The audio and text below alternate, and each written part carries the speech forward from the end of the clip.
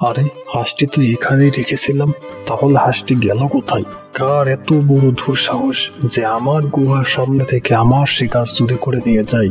একবার যদি চোরকে ধরতে পারি না, তাহলে ওকে আস্ত চিবিয়ে খাবো। কিন্তু এখন আমি কি করব? আমার তো খুব খিদে পাচ্ছে, যাই দেখি কোনো শিকার পাই কিনা। এমন কথা বলে বাঘ শিকারের খোঁজে বের হয়।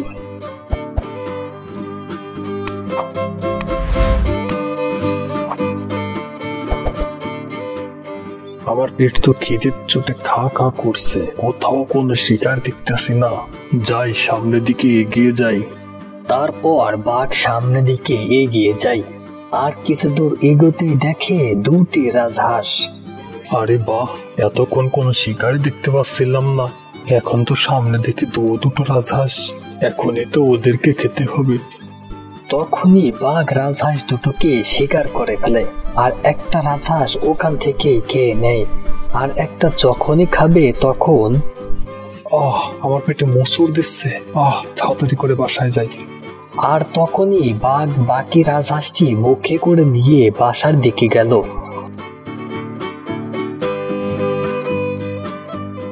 রাজহাঁসটি এখানে রেখে আমি আগে কাজ সেরে আসি। চালাক শিয়ালের দল ওই ঘটনা সব দূর থেকে দেখে ফেলে।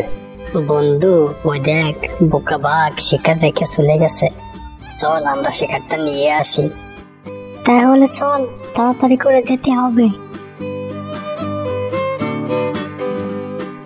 এভাবে চালাক শিয়ালের দল বাঘের শিকার করা রাজহাঁস চুরি করে নিয়ে যায়। আর কিছুক্ষণ পর বাঘ এসে দেখে তার শিকার আর নেই।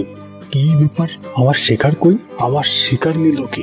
বেশ কয়েকদিন যাবত আমার শিকার চুরি হয়ে যাচ্ছে, কে নিচ্ছে তা তো আমি কিছুই বুঝতেছি না। যাই দেখি শিয়াল কিছু জানে কিনা।